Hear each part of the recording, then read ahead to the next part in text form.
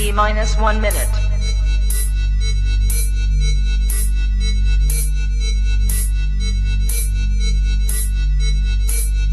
T minus 50 seconds.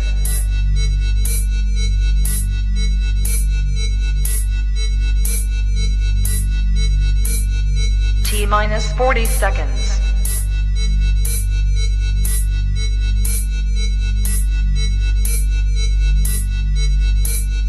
T minus 30 seconds.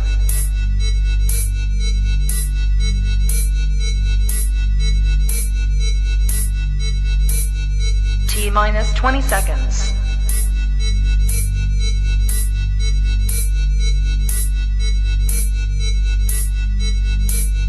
Ten, 9, 8, 7, 6, 5, 4, 3, 2, 1, 0. What if I get to a place where I'm like, yo, I'm loving her intelligence. We vibe, we have a good time. But it's like 3 months into it, and she's like, okay, I'm coming through. You're gonna just hang out for a little bit. I ain't doing no makeup today. How conflicted would I be if after all that vibe and I see her face and I'm just like, I can't. To me, that's friend zone. You ever got somebody and you weren't their type? Somebody could say that they want you, but you not be what they wanted. That's the biggest part of a successful relationship. Being accept each other as they are. The more you accept them, the more they show you them. You can create yourself and the version of this person in your head that you become infatuated with. Do you have any legitimate regrets as far as your choices of women? Me and Mike have to have a conversation about my picker. If you know that there's a person out there that's going to love you just for who you are to your own marrow, it alters the way you look at dating. It alters your picker. I feel like I can put my partner on a pedestal. I feel like you should. I should feel unworthy at that altar. When the time comes for you to heal, are you willing to participate in your healing? If your therapist doesn't have a therapist, fire them. This is 10 plus years of constantly facing myself. They get to this place that we're starting to ask themselves, like, these things that I'm requiring, why does it need to be this way for me to be okay? Have that conversation with you. That's why we have the podcast. So maybe this will help. Maybe this will. Yo.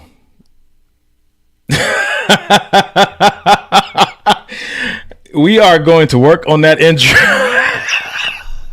On that intro, it comes in so soft. It's not our energy at all, bro. So listen, anybody just tuning in, what we're doing is we're trying to take the podcast to a place to where we can monetize it on YouTube, that we're not using anybody else's music. But if you follow our Instagram page, you know we love to find a banger and put it in the background of some of these videos and stuff. But that one,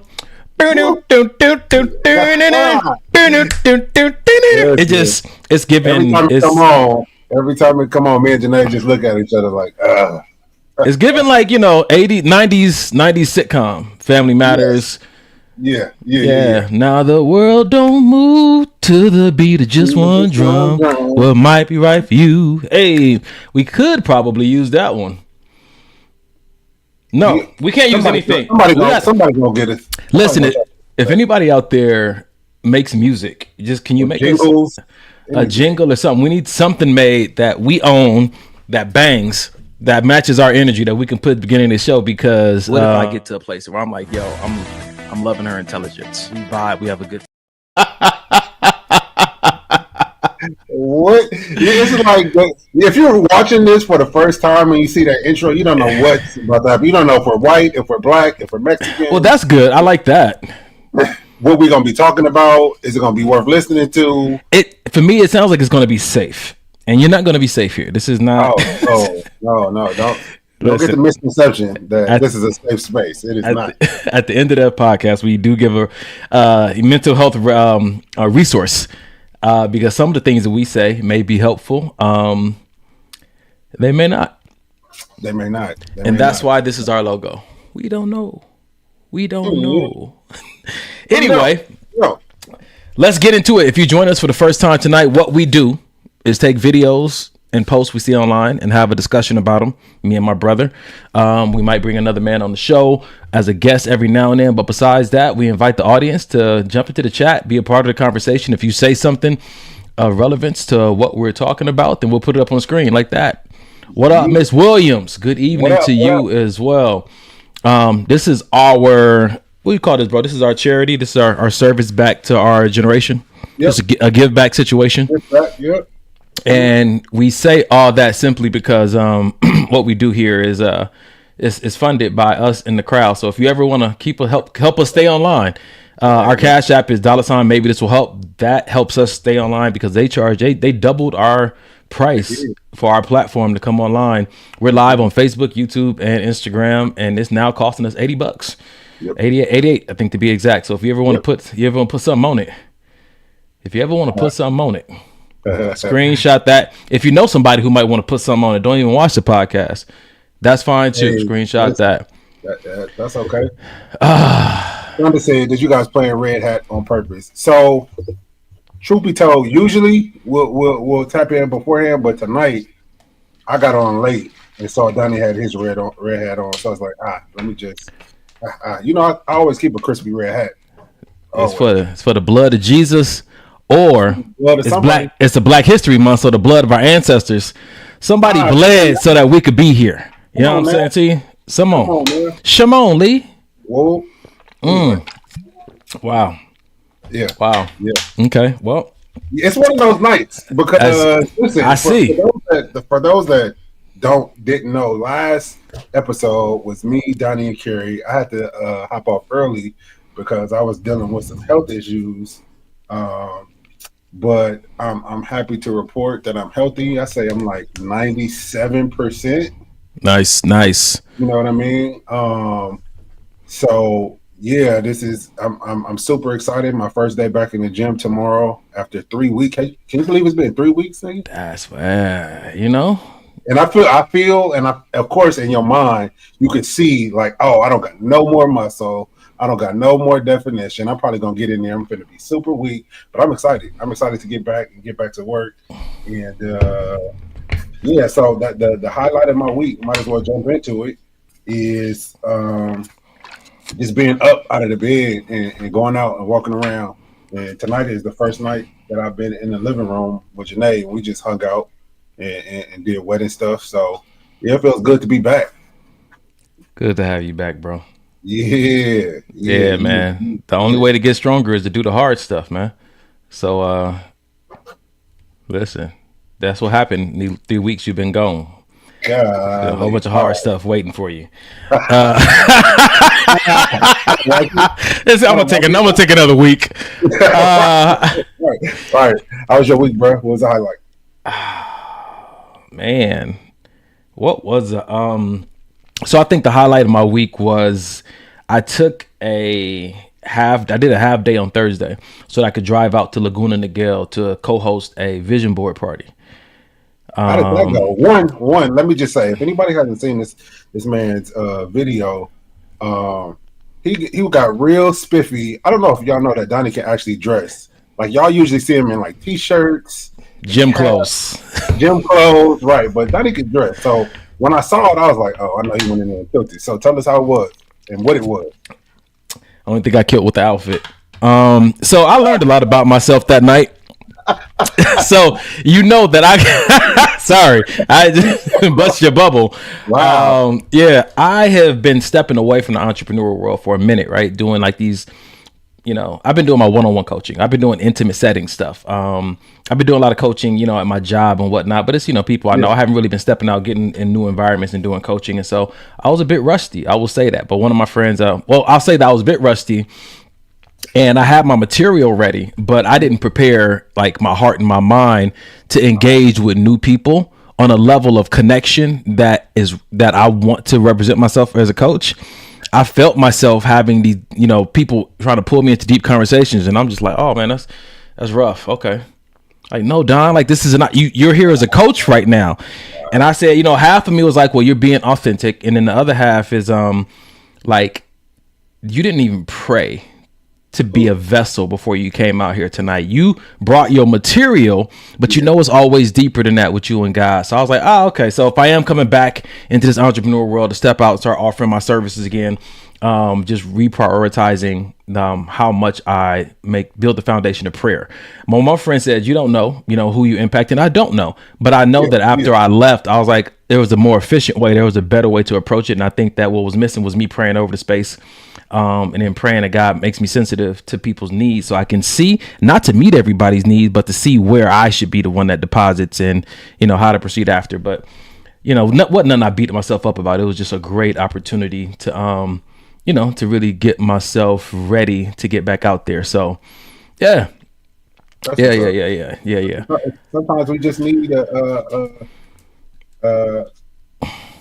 just a I don't want to say like a swift kick in the ass, but just a quick realization, like, oh, okay. Because sometimes, well, for me, sometimes I find myself in certain situations, especially in my business as far as printing. You go to a job site, you're like, I do this all the time. I could do this with my eyes closed. And you think you can, and you run into something in the job that kind of humbles you. Like, oh, yeah, probably, okay, let me, okay, you're right. Let me realign. Let me come in like I came in on the first day of the job and start thinking like, because this is what I do and because I'm good at it, I could just go on autopilot. Let me not forget that it's the Holy Spirit within me empowering me to do all these things, right? Yeah, for sure. Yeah, I'm a vessel. So yeah, that's like you said, it's a good reminder. Like, you know what I'm saying? Yeah, you know what I'm saying to you. But I think that some great things did happen. Like I was telling my sister, I'm not even open to receiving new clients right now. Not until March, but that still shouldn't take away from the full, investment in those moments when they're there. So anyway, man, happy Black History Month to all you people out there who do celebrate it. Hold on, why did people ask me is there a show tonight? Yeah, we live right now. Yeah, we are.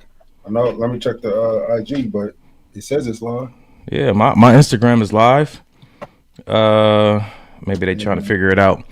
But with that, let me say, we got a message here from Allie. Allie, she said yes to the outfit from the video. Let me say yes to Allie. Allie was representing Ankle Army this past week. She got some with the red heels, with the bow, like representing Ankle Army. If y'all don't know, man, that's a big deal here. The Ankle Army is it's one of our mascots. A good set of ankles and eyebrows, man, to get you everywhere in life. I'm just gonna say it like that. That's funny. Rashawn, do you want to hire me to coach your son? Let's talk offline. March is when I'm opening back up, and I've definitely done a lot of coaching. Probably equal amount with the young adults if I have with adults. So, what's your age range for the people that may want to know? Usually it's I start at 14, 15, depending on that level of maturity right there. But the only requirement is that they have to want it. It doesn't work if just the parent wants it for them. They actually have to want it themselves. And so there's a whole questionnaire to fill out and all that kind of stuff. And if that can't be completed, then it may not be, male and female. Yeah. Yep. Nice. I've coached male, female, adolescents, even people older than me, you know what I'm saying to you? Because a coach is not the knowledgeable one of all things, but I just know how to pull from within you, you know what I'm saying, potential you don't know about or clarity of vision you can't seem to capture on your own. And like my tag says, man, the right conversation can enhance everything.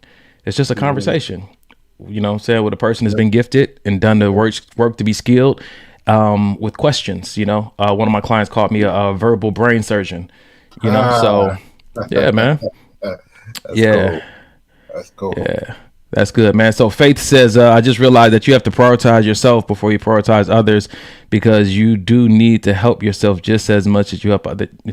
Listen, everybody want to go around and pick people up and give them a ride, but if your car break down, you just became a burden while you're trying to be a blessing, Yep, that's a fact. Yeah, man.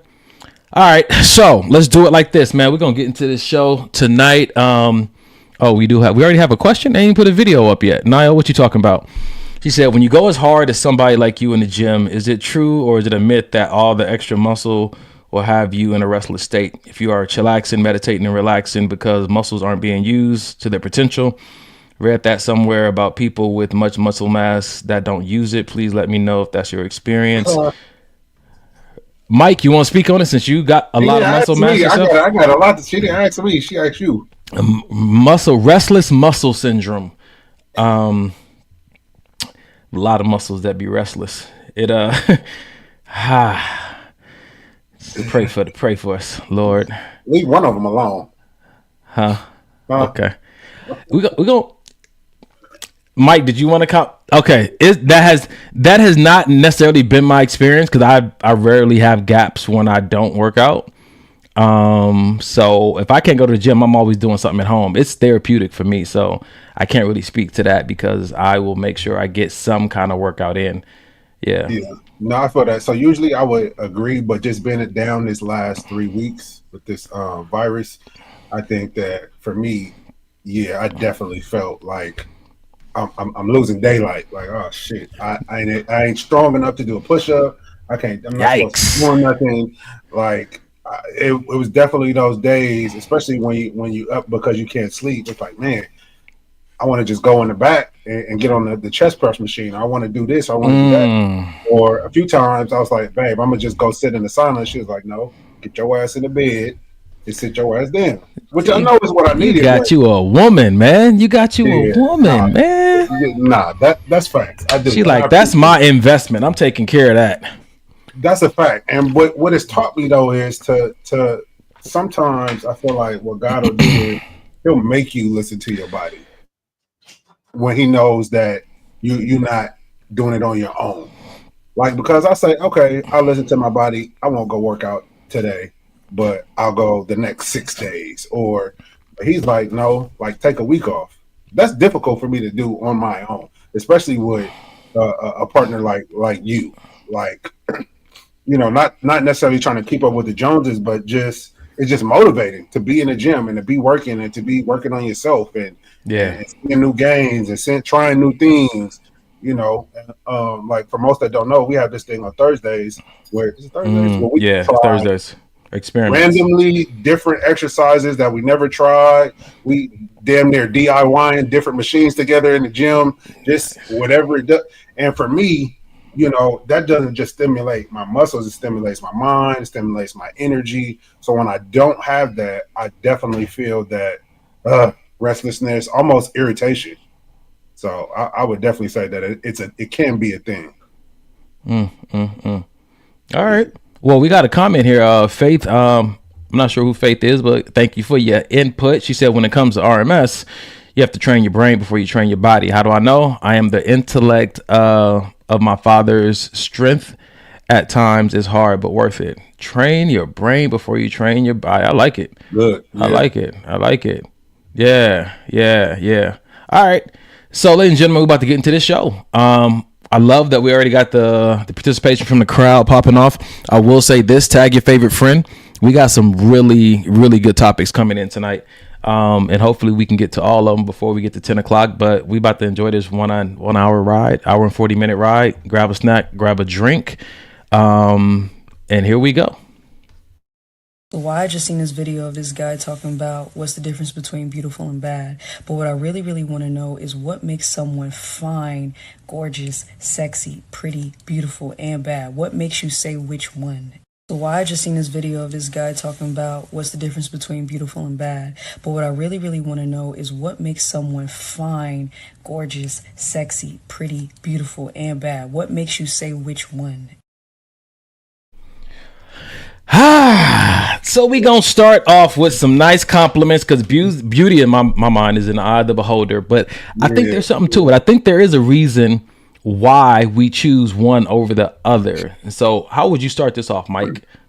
I feel like for me, it's based on what it is I'm complimenting.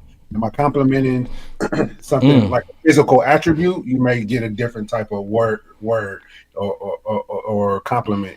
If I'm complimenting, like, you got your shit together in life and you're doing your thing and you're making boss moves and you're making, you just really about getting your life together, it may be a different compliment.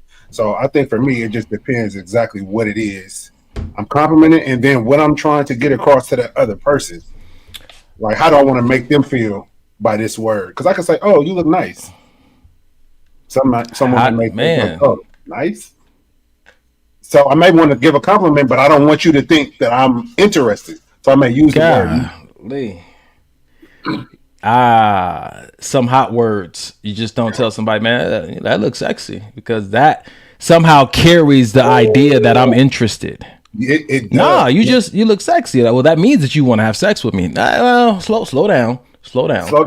Because the thing is, even if I do, don't mean I'm interested in you. Yikes! I'm interested in your body. Okay, this is not your mind. It's not your face. It's your body. Right. That's a wild but true statement. I think sometimes we think that these compliments are like just covering everything. So I wrote them down. It was like, you can have a beautiful personality, but not be pretty to me, right? You can. I love how you said we're identifying. Like, you can, like, where are you aiming the compliment at? Like, you can have pretty feet. Yeah. You know what I'm saying? But you're not necessarily a baddie, because that means something different. But it sounds to me like it could get very confusing, because you already know sometimes we're in conversation with people, we're using the same terms with different definitions, right? That's and right. So I think one of my friends was telling me one time he told this girl that she was gorgeous. No, he told her she was beautiful. And she was like, "How, you don't even know me." Wow, that's so interesting. Like, gorgeous. I mean, beautiful is like from my insides. So you don't know me. Yeah, to her, like, you don't know me to call me beautiful. Like, that's putting a lot on it from the beginning. Wow. Okay. I don't know. I think sometimes we should just ask, like, okay, thank you for the compliment. What do you mean? What does beautiful mean to you? Instead of just assuming he trying to be all deep and all. The nigga saw what he liked. He said you look beautiful. Wham bam, thank you, man. I don't think you're asking for clarity if you're not interested yourself. You just take it and keep pushing. Yeah, that's true. It's almost like somebody give you their number on a piece of paper, you ball it up and throw. I appreciate you, thank you, and then keep going. It's not, you don't really care what they meant by it, because you're not interested enough in them to even investigate where that compliment was aimed. But so, where do I use these words? Go ahead, bro. No, I was going to ask, do compliments look different when you're in a relationship and when you're single? To me, they do. Interesting. I would agree to the point of they do change, but I don't feel like they have to stop. Like, for me, because for me, if I like something, I'm going to go to a person and say, I like it. Like, if we're at the gym and me, you, Janae are working out, and I see another young lady and she has on some shoes or something, like, hey, I like your shoes. You know what I mean? Or your shoes are nice. For me, I think in a ways my compliments have changed is I use a lot of nice. All my stuff is nice now. It ain't, damn, that looks good. Oh, you look good in those. No, can't do those. Because in the mind, they're like, I know you want me. You know I want you. Yeah. And I feel like you can compliment someone and get your point across without it having to be so flirty. You know, sometimes, again, I think somebody said it. It's not that I'm flirting. I just have good manners, right?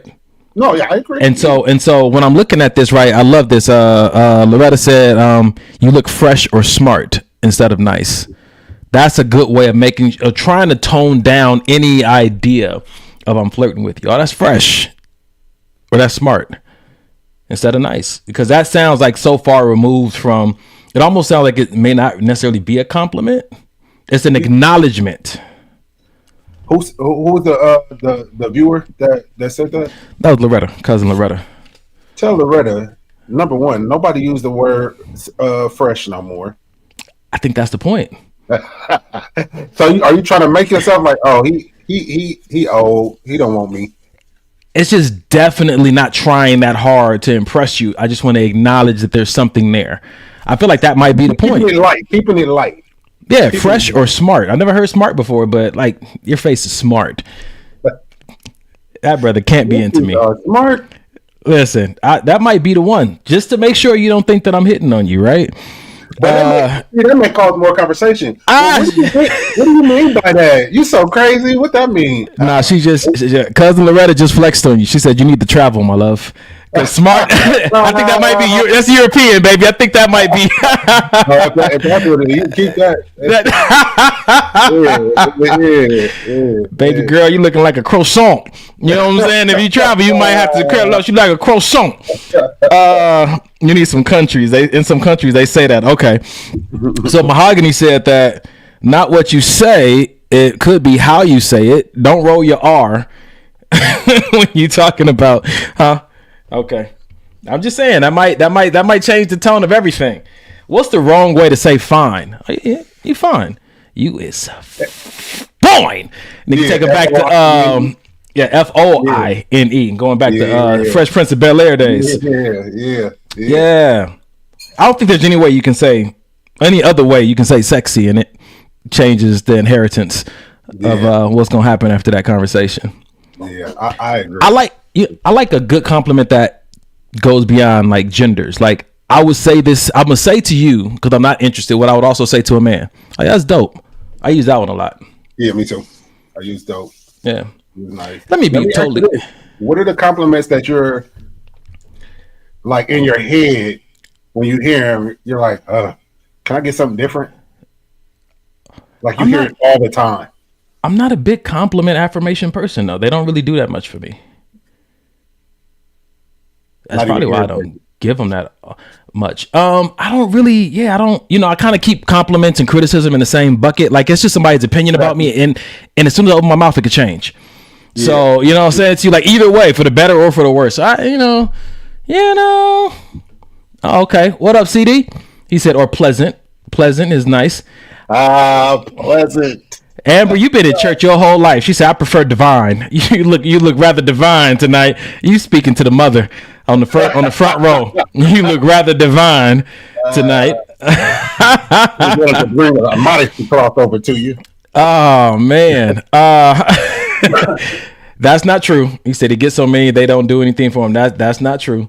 That might be true. I give myself a lot of compliments. But self-affirmation goes a long way. And it's not because I'm full of myself. I just make sure I think it's my responsibility to make sure my tank is full. Now, when I, have a woman or whatnot, and that's what she does, and I think that it's not going to be the compliment necessarily that she gives, but it's just anything that comes out of her mouth is just going to have an impact because she's in deeper in my heart.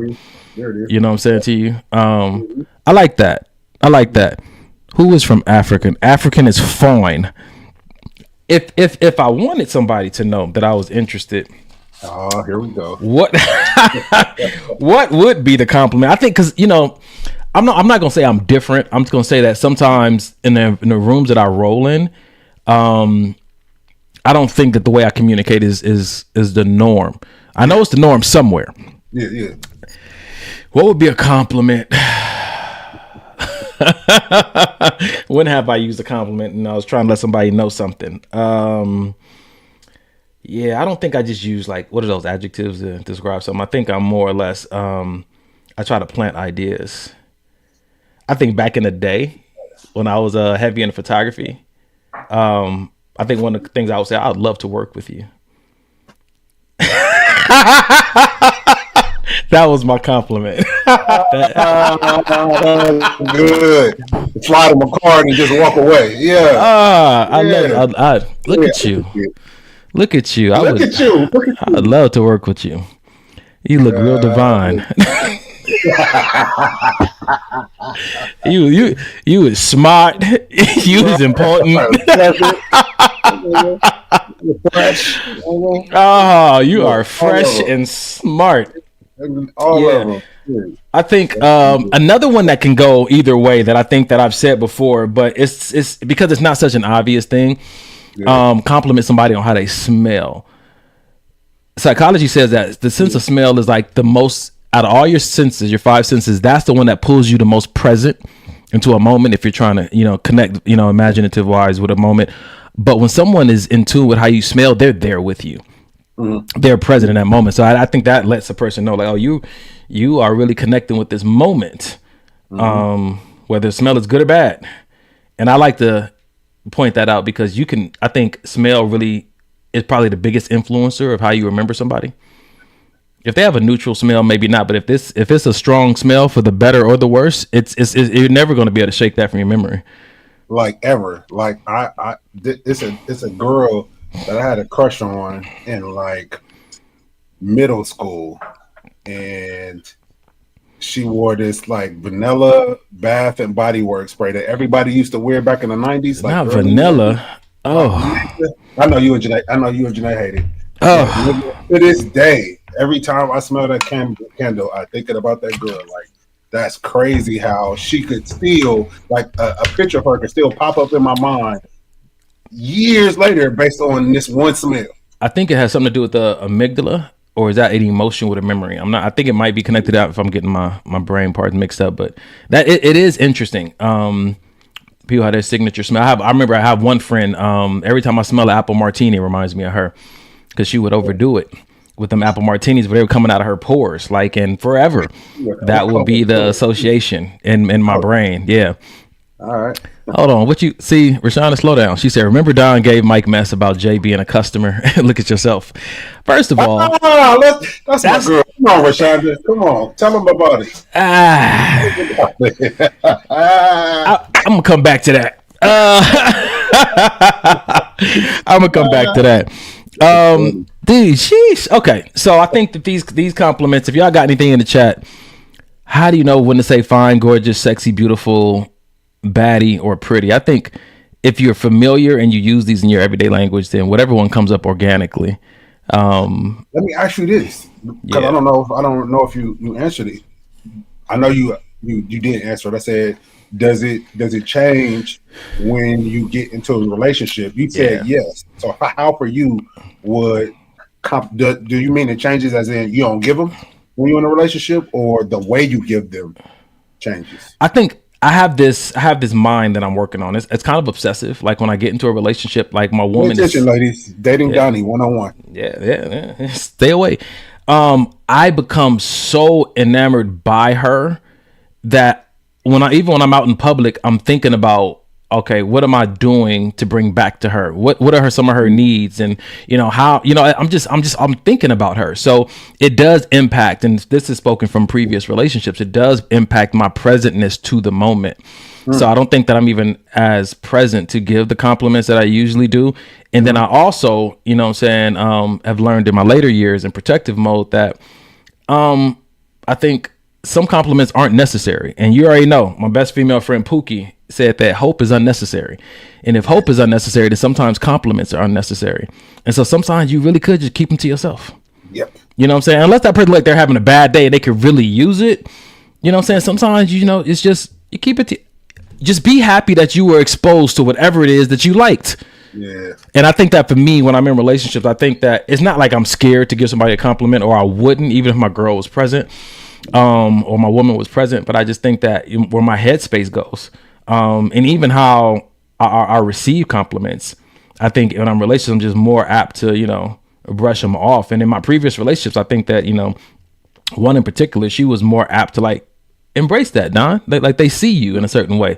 This is a girl I was dating, you know what I'm saying? She was like, no, embrace that. Let it impact you. And I'm like, yeah. So, because it's like if I build too much on that, and then next time I see them, they change their mind. And then it's like, now I'm on a yo-yo thing about, who am I and how people see me in the world. Like, nah, like when Eric, our therapist, came on, he said, Donovan's pretty sure about himself. Right. So I just, not from an ego place, but yeah, I'd rather not be. Okay, for sure. Amber said, I would actually prefer to know the details, describe feelings, and how beneficial what you like about me is to you. I'd love to know. Wow. Tell me more. Well, yeah, I got the vibe too. Tell me. Really? I'm listening. Rashonda, I've been single so long I can't even remember. Lies. Big lies. You getting compliments. Big lies. Listen, I saw this post before we move on. It said, guys think that getting all these muscles is going to have girls in the gym give me more compliments, but you actually get more compliments from guys than you do girls once you put some size on. And it's so true. It's so doggone true. I'm just thinking about when we were at the expo, how many actual guys came up to us opposed to girls. It is. I think guys and older ladies are 1,000%. I mean, like 70 and up. Yep.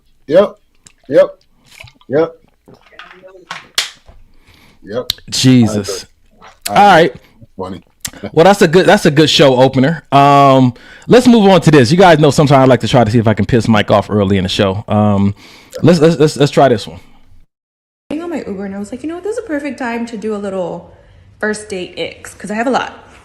You're lucky enough to even land a date with me, and you show up empty-handed. Not a flower, not a chocolate, not a teddy, not a nothing. You're never gonna see me again. Before we even get to dinner table, we've had a conversation. You know my love language is gifts. So you showing up empty-handed, just you, nothing to wow me, nothing to make an impression, you're never gonna see me again. Ordering a girly drink. There should be no reason that we're both ordering an espresso martini. Get a gin and tonic. A Manhattan? A glass of wine even. Oh no, you want a lemon drop. Okay. If you get your drink and you ask for a straw, now I have to watch you drink this girly drink. You're pursing your lips every time. And if you lose track of your straw and you're fiddling for it, I'm gonna excuse myself, go to the restroom, and never come back. If you're a picky eater, I don't have time for a motherfucker that only eats chicken tenders. We're at a steakhouse, babe. Like, grow up. Last but not least, if we're in a crowded area and you're leading the way and you don't like reach back to grab my hand, someone could snatch me up.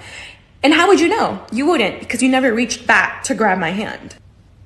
I would love to hear some of y'all's icks in the comments just to see if I can add some to my list.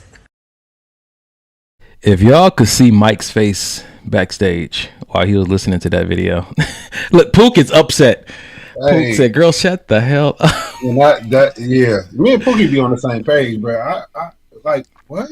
Like, here's the thing. If this is the stuff that really bothers you, cool. Like, we all have our stuff that our little hang-ups. Yeah. But I feel like what got me was if you're lucky enough to find yourself on a date with me. Yeah. Why am I lucky? Because you're cute? It's a bunch of cute females out here.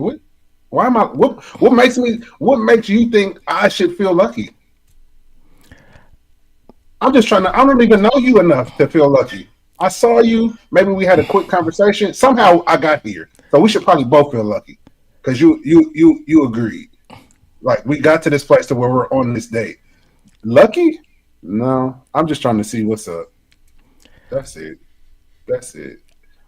You know, that's it. To each their own. You know what I'm saying to you? If that's how she feels, then you know, because I don't know what her end goal is. You know, I think that I can't confirm. We can't assume. It don't seem like she's trying to go to church, but you know, it's yeah, we love to assume on here. So I want to comment on this real quick before I even go down that path. So Allie says, wow, she is gorgeous. So I was looking at the card, like out of those 1, 2, 3, 4, 5, what would I say about her? Just she's pretty. And for me, when I say pretty, it's like I like the arrangement of your features, right? They go well together. Yeah. And that's it. And so somebody sees her and would say, I would feel lucky if I got a chance to go on a date with her. So that's somebody has said that out loud to her. Yeah. And I think somebody has said that about everybody. Everybody could carry that same energy. Like, I'm only going on dates with people that feel lucky to be on a date with me. Yeah. I ain't gonna be mad and say that's a bad standard. Now, what I will say is, if that lucky feeling isn't mutual, somebody might be in the crosshairs to be used. Because what I've learned is that a lot of people are more excited about going on a date than who they're going on a date with. Yeah. And so I saw this post and it said this girl was recording herself in the mirror and said, hey, I got asked on a date. And so she had a really nice dress on, some nice heels. And then the clip changes and it's her in a sweatsuit getting on the couch. And it says, he asked me, where do I want to go?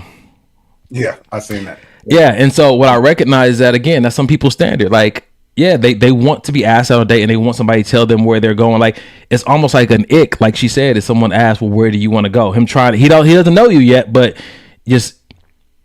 Is that why a lot of these women have so many different pair of workout clothes? Because a lot of them just sit on the couch because of all of these icks that they have. Yikes. You know, where is that? This I'm gonna put this up right now because this is gonna tie into this conversation.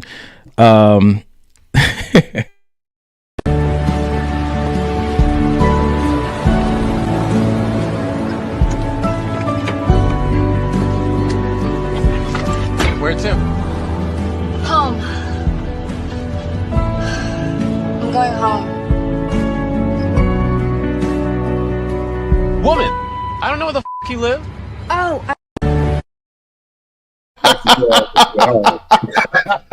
Yes, that's good. And so sometimes that's what it feels like when you don't even know somebody, but they expect you to know like where to take them. And so instead of being offended by that, the note that I've taken from that is I'm going to take you where I want to go.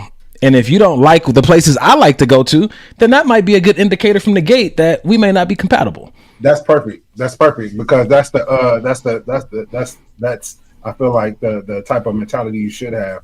A lot of times, not so much anymore, but when and I'm sure both men and women can kind of relate to this. When the woman will say, "Hey, babe, I'm hungry. Let's go eat. Where do you want to go eat?" And sometimes the man may not know. No, you choose. Okay, no, you choose. So they're going back and forth. So finally, the man chooses. I don't want that. You just asked me and said we can go somewhere you want to go. I say where I want to go, then you don't want to eat that. But then I should still have to find some place you want to. Why you just don't tell me? You clearly have an idea of something that you would like. Yeah. Why we gotta stand? We're waiting here now for 45 minutes trying to figure out where we're gonna go eat. I've named 6 places that none of them you want to go eat at, and now everybody irritated. You know what? I'm going to McDonald's. You go to Taco Bell, and that's gonna be the night. I'm gonna tell you what age has taught me. Like, babe, I'm going to get pasta. Want to roll with me? Like, yeah, get there. I'm getting the pasta I want. You want something? You want? Nah, I don't want this. I'm still gonna eat because I'm gonna need energy for the next 2 hours deciding on what she want to eat. So it only turns into an argument when I have now exceeded the capacity from the last meal that I had to have an emotionless or a logical or a sane conversation. I think that I've learned that it's, she may not know and she may take a while to know. So it's in my best interest to fuel myself to be able to accommodate this conversation because I love her. And I know this is just part of who she is.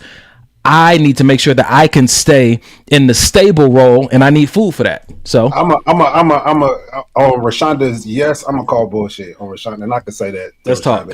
Let's talk. We cool because the minute this man goes to put food in his mouth, so you just gonna eat without me? That's what that's gonna be. First of all, if you in a full blown relationship with a woman that has that kind of response, that's on you. Because I'm pretty sure she showed those flags. She showed that red flag a long time ago. Look, I'm damn well I'm not talking about my relationship, but I'm saying that this is the responses that I've heard. Like I've been in their same room, and I'm like, oh, okay, yeah, but I feel like that's negligence on the man's part, bro. Like you know who you with, you know who you picked. Yeah. You know who you picked. You know what I'm saying to you? So I don't really get the victim in this moment. She talking to me crazy. This ain't the first time, bro. You should have did something the second time. You let this ride. You know what I'm saying to you? So now this is what thank you, Angel Guts. Fuel your patience, because patience is a virtue. It's a great attribute to be able to bring to a relationship. And if I know there are areas where there's tendencies that women have a way of being, and I also know I love this woman, then I need to fuel myself to sit in those spaces with her while we are trying to figure it out. But I know that my intentions can be great, but capacity is king. If I don't have the capacity, I'm probably going to say some immature, some hurtful things because I was hungry in the moment. I feel like men are simple. I just need to eat. Yeah, facts. So I'm going to just paint the scene. I'm gonna just paint the scene. So y'all both been at the house or wherever y'all at. Y'all both are extremely hungry. Maybe y'all been working all day. Man, I just need to get some food. Y'all don't know what to eat. Y'all are trying to figure it out, going back and forth. Yeah. He doesn't necessarily know. Both of y'all are starting to get hangry at this point and kind of little testy. And so your solution is to eat a whole bowl of pasta in front of her face. And you think that this is going to make the situation better? If we can't even get to the restaurant before this exchange starts happening, my mind is like, babe, I hear what you're saying. Let me grab this protein bar in the meantime while we figure it out. Okay. See, I could get with that logic. The protein bar can see, but going to a whole restaurant, picking up a pasta and a steak and some. It may get that far. If she lets it get that far before she says something. I can't wait till we get into a relationship. Babe, it's all good. I can pack this up to go. I just need 2 bites. 2 bites and we can drive the city figuring out what you want to eat. Pookie, chime in on that, please. I'm just curious as to what So Angelus, what up, Angel Guts? She said, why be with someone with that type of attitude, though? I say ask what type of food or place don't you want to go to. If she can't say it, then she shouldn't bitch about it. I like that. What type of food or place don't you want to go to? I've never heard that one. That's good. What type of food don't you want to eat tonight? That's the one that Janae's go to. Not to guess where I'm gonna take you, and then whatever she say, take her there. Listen, I just don't want us to pretend like these like people actually being hangry is not a real thing, and that sometimes people pop off and say certain things out of being hungry and maybe frustrated. Like, let's not pretend like that doesn't happen. It don't mean that you shouldn't be with a person because that was their response that time. Because I'm just hungry, I want something to eat. I don't know. I want you to choose. Like, yeah, I like that, man. Okay. Yeah. So we're talking about the complications that arise and men having to be able to read minds and stuff like that. But for some reason, there seems to be, a specific country in the world where that is an issue. So I want us to hop on a boat or a plane real quick and visit some places. Michael, is that okay? As long as we can get back in the country. America. Do we want to come back? America. Man. All right. So let's start here. Say, oh, she's a gold digger or something. First of all, I ain't got no gold to. Second of all, I dated some pretty hot women back home as well. And these girls, kind of expected a $200 or euro dinner in a fancy restaurant, every time I took her out. This girl here is the most lowest maintenance girl I've ever had in my life. Like we said, rice and a fried egg is good enough for her, right? She's saving me money. I'm the one who wants to go and have steak and fries sometimes. She's like, babe, let's save money for the house, let's stay in. So she's very family oriented. I feel like I have a teammate now. Say, oh, she's a gold digger or something. First of all, blink twice if you need help. Her or him? Her. Say, oh, she's a gold digger or something. First of all, I ain't got no gold to. He's stupid, dog. He's stupid. You I'm nervous for it. I'll mess up my whole video, man. I had a point I was trying to make. No, okay. We good. Wow. No, we're not good now. Everything I say now is going to sound horrible because she's been kidnapped and being held against her own free will. Listen, that first look down told me everything I needed to know. So here's what I wanted to talk about. We got the comments coming in. Good God. Okay. Whew. Okay. Pookie said he is telling the truth. He will definitely eat something. Oh, okay. Oh, no. She's talking about me. We'll talk about that. Yeah, I know you. Oh yeah. So wow. Did he purchase her? First of all, he's focused. That's my bad. But we go act like the women Golly. Listen, pay me to go on a date with me. Pay me to go on a date with me. Like it's low key prostitution is what we've been hearing. Anyway, my point is what he said was important. There's some women that you'll go broke pursuing, and there's some women that like you'll save, you'll enhance, like you'll become a better you while you're pursuing them. Yeah, I like that. And I think that it's interesting to hear him say, like, I feel like I gained a partner. I feel like I gained an asset, not a liability. And not to say that you shouldn't spend your resources on a woman, but you're a woman. You should be willing to spend all your resources on. But at the same time, she's looking at how you're spending and considering how it's affecting us as a couple. Not just have you spoiled me lately, right? Yeah. She said, like, babe, no, let's eat at the house, and that can go towards our home. Ha.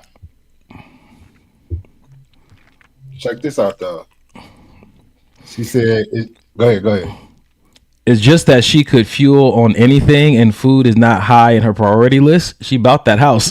I'm not going to kill you on the food, but I want this $45 billion house, though. I think that makes a lot of sense, though, right? So let me, from my personal experience, and I know my previous experience is filtering a lot of this conversation for me. Of course. I dated the girl once, and her and I were like working on being financial accountability partners. And I decided that I wanted to like date her. And she told me that we could no longer be, financial accountability partners because that wouldn't be in her best interest. Joking or not, I was like, oh. But we didn't hold each other financially accountable anymore after the dating started. And I think it was the way that she wanted to be pursued that was in contradiction to accountability financially. And so one of my mentors told me, he said that, a woman is good for you when she won't let you spend your money on her the way she wouldn't spend her own money on her. She won't let you spend your money on her in a way that she wouldn't spend her own money on her. So she wouldn't ask you to go out and do this big thing with your money if she wouldn't or couldn't do that for herself. Like if a woman who's good for you, he said she wants to help you be responsible with your money. Yep. She wants to help you be responsible with your time. Yep. She wants to help you be responsible with your health, right? And so he said when you see this kind of woman, this is the kind of woman that doesn't act crazy if someone says something to her in public and you guys are out on a date because she's concerned about your safety and your well-being. This is the kind of woman that won't drink too much and be a sloppy mess out the club because she's concerned about, your safety, knowing that she's there with you. This is the kind of woman, and he started going through it. Like, this is the kind of woman that's looking at like, yeah, we could order that extra thing, or babe, I could actually cook that at the house. Let's go to the grocery store and get the ingredients. Was that y'all? That's her. That's Janae. Like word for word. She's always for that. Like that's as you're talking, she over there. Yep. And so listen, like Rashonda said, but I spoil me. Then that's good. Then that means that you partner with someone that can complement how you already spoil yourself. I'm not saying you have to, but I'm not saying you got to downgrade either. You don't have to go lesser, but just it should make sense. Like it should make sense. That what you said is like hitting the nail on the head. And I've never, even as simple as it was, it made so much sense in that moment. Like Rashonda said, Rashonda already spoils herself, so it's nothing wrong with getting a guy that can treat you the way you treat you.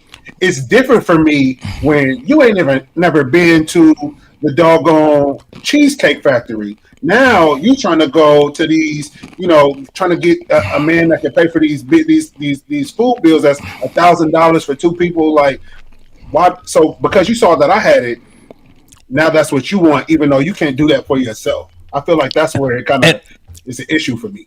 And I don't think there's nothing wrong with wanting it, but requiring it, I think, is where it starts to get tricky. Like, because a man might want to, spoil you or go over and above and do these things, but it can get to a place to where you're wondering, are you bucket list dating me? Remember we talked about that. Like you just have a list of things that you would love to do on a date, and you just are using me for those things. You're not really into me, or you're not even thinking about a future us, because you will not just let me, but require me to break my bank.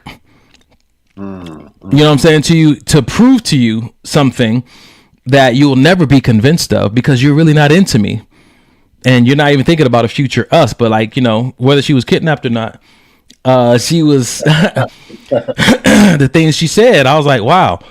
I love this. Jay said, I hate going to a restaurant where I have to pay for food I could have made at home and made it better. Yeah, 1,000%. Because Janae's turkey tacos.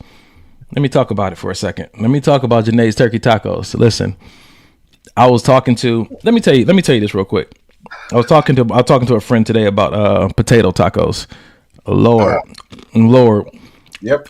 You ever had somebody hook you up with a friend? Not a date, not a love connection, just hook you up with a friend? Yeah. I never had that really happen to me. So one of my friends, close friends, she's like a sister to me, said, I got somebody I think you'd be good friends with. Yeah. She said, it's not love connection. I'm not trying to do anything like that. I don't never do nothing, but you'd be good friends with. And she named off the things that we have in common and like that. And so she let me get y'all on a 3-way call. Like, just, and be friends. And we got on the phone and talked. It was like, oh, this is nice. You know what I'm saying to you? Without all that like pretense of, romantic. And I was like, good God, this is nice. So if you're watching tonight, you said you was going to watch tonight. Where you at? New friend alert, man. Yeah. Anyway, I say that just to say, I was talking about Janae's tacos. Like, it's so often Mike loves a good steak. You know what I'm saying? I can definitely see you guys, like that steak that you made on 4th of July, like saving money to do something else with later, because not only can I do this, I can do it better. But then also there's the ambiance, and then there's the view, and then there's other things to consider, not just the food that you know saying may have to pay for. But when you're with someone who values the same things you value, it's crazy, bro, because like those that know, like it's funny, me and Cars was just talking about this today. Like, I've been wanting to go to the movies, like just simple things, and do simple things in concerts, stuff that me and her, we really love to do. But we about to have the wedding, we about to be moving a few months late after that, and it's like having to sacrifice doesn't feel like sacrifice when the person that you're sacrificing with wants to sacrifice with you just as much as you do. Man, that's good. You know what I mean? It don't feel like a burden. It don't feel like, man, I don't feel sad because we could, but we just been having somebody that is on the same level, just being financially smart and just making the moves that we both know we want to make. Not just for us, but just for our future family, for our future kids, for denim, for the type of house that we want to have, the type of lifestyle we want to be able to live. The fact that I don't have to say, hey, babe, you think we got to spend so much on this? I don't got to do that. And she knows she don't got to do that with me, because it's just like we already locked in. You know what I'm saying? Yeah, I hear you. And that's something I think should be highlighted and valued a little bit higher than maybe some people do.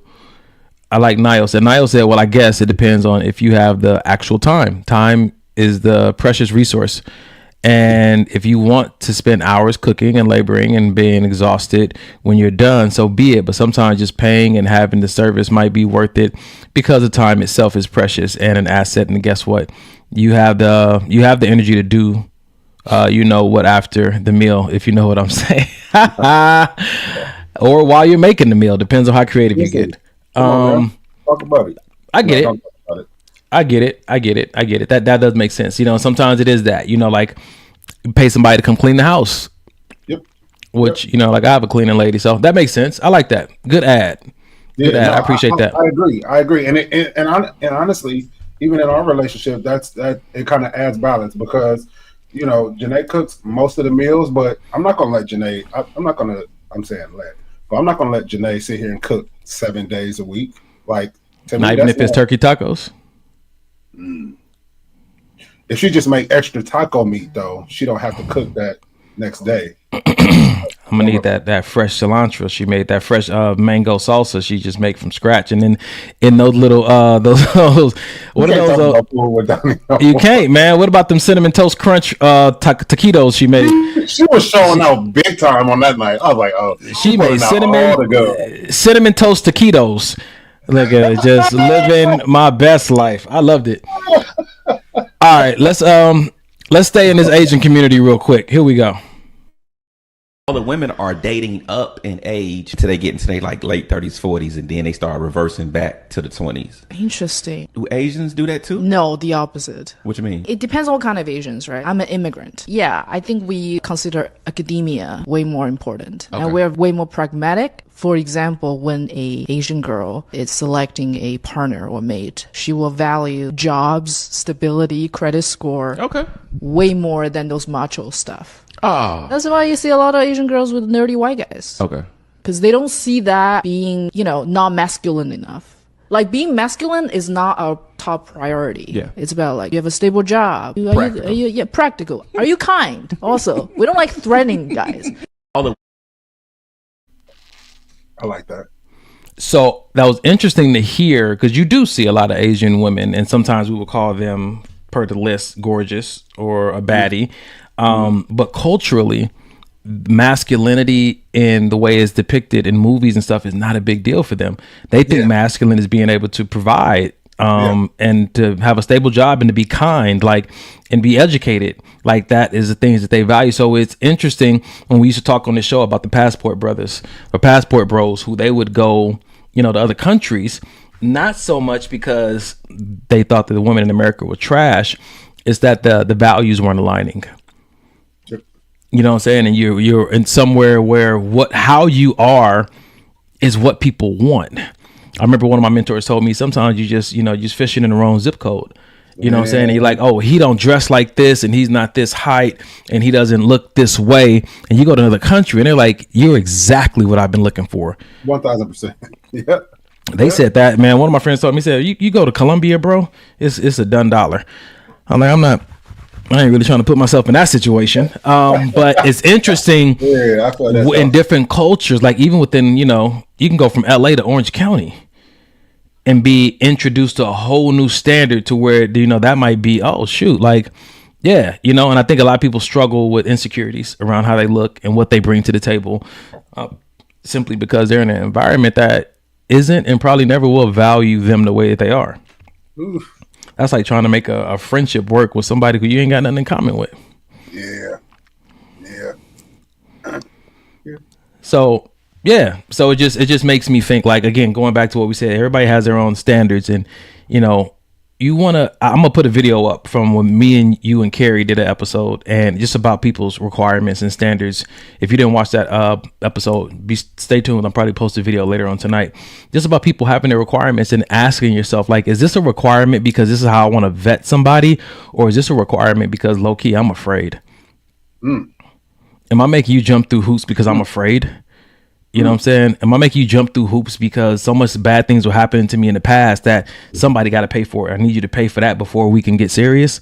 Like there's a lot of reasons why these, requirements show up. Rashonda said, "Oh snap, let me get a passport." Yeah. I think it's good. And so when I'm looking at the Asian population, the Filipino population, I remember one of my friends told me, said, "You, in a joking way, you tried Latinas enough. Let them go." I said, "That's rude. That's rude. That's rude." Why? First of all, I didn't say that. But it's interesting how switching from one culture to another, and that's why my sister and them like, just get you a black girl. Right? You know what I'm saying? But just because that's her ethnicity doesn't mean that she connects with the values that I identify with as a black man. I think sometimes we mess around and give people the benefit of the doubt because they share the same race as us, and it's just, but the values still don't align. Oh yeah, for sure. Yeah, man. All right, so one more, and then we're out of here. Moving on to the next topic. One of the reasons why passport bros, prefer to date us because they want to find a real woman that would respect them, that would let them to be the men that they should be, like to be the leader, the provider. And most of us Filipina, we respect that. We're very family oriented, and also we're more feminine and more traditional, I would say. We Filipina, we know how to cover our role as a wife, and we let our men to lead us in our household. But some Western women, they think that's too old-fashioned. Women should pursue their career and all that. And they even said that we are just playing the role because we want to get out the poverty. But the fact is, we are raised like this. That's our tradition. That's our culture. Yeah, I have a very close Filipina friend who can attest to those things. And I want to bring this conversation up because somebody asked us last week, can we continue the conversation about husband material and wife material? And so I wanted to bring this video up because in a conversation with my friend, what we kind of landed on was that how would I identify if someone has wife material? Yeah. And what came up is what she cares about and what she wants to take responsibility for. I think within that thing, within the things that she cares about and the things she wants to take responsibility for, therein lies wifey material. Because we said that a wife is a role, and the role comes with responsibilities and a necessary focus. Yeah. And so when you see someone who has that focus or is looking forward to embracing that responsibility, it almost lets you know that they haven't been called to the role yet, but they're suited and ready whenever that call happens. I like that. What do you think about that, man? Especially with this video talking about just being more feminine and wanting, the homemaker type idea. I honestly feel like nobody is wrong when it comes to this type of stuff that we're talking about. She's not wrong. Well, Jay is Filipina, so just remember that. Let's not forget, Jay is Filipina. Fourth. 100%. But I'm just saying, in the way that people think, like this young lady in the video, she's not wrong. Just like the other young lady that thinks that she wants to go out and make a career and be a career. She's not wrong either. Like, I feel like there's somebody out there that's going to appreciate both those types of women and everything in the middle. For me personally, I feel like I like a little bit of both. I think I'll lean more towards Jay's Filipino side,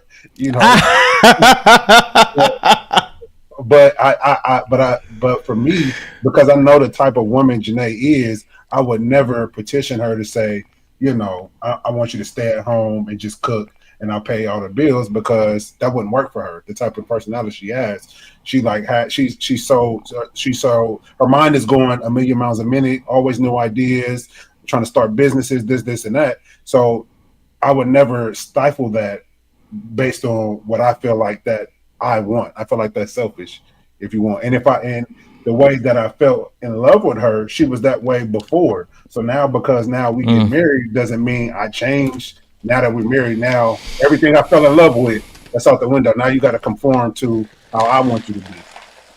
Nah. Yeah. Nah. I feel like it's dope though that she made the mention that a lot of people think that we're just doing this to get out of poverty. Because in my mind, I used to think that way, like, oh, they don't really want to be there. The nigga's a millionaire. Of course she's gonna want to, marry this nigga. But like she said, this is the way that they're raised. Like there's Filipino women and Filipino men that are both I don't want to say impoverished, but they're not living like the lavish lifestyle. And then the women still act the same way to those guys. It's not like they're changing the way that they act because the guy has more money. This is the way that they're raised to treat any man that they're with. This is true, and I mean that poverty statement could be connected to right here in LA. Boy, listen, there's women right down the street that got a baby daddy on their couch right now with no job that she's supporting. That's not the direction I was going, but yeah. Oh, yeah. Oh. I was talking about dating to get out of poverty. Eesh, that's also that. I feel like that's very real in LA. That's what I'm saying. God. So here we go. Thank you. I knew she would chime in. My Filipino friend. She said it's a matter of priorities. A woman can be a homemaker and the brain partner, think tank partner of your husband. Business flourish with a strong wife on full support. And so this goes back to, I told you I was on a call with a couple of black men and we were having a conversation about masculinity and femininity, masculine energy, feminine energy, trying to figure out what it means and where it comes from. And I think one of the places I landed was that masculine energy brings order and feminine energy brings life.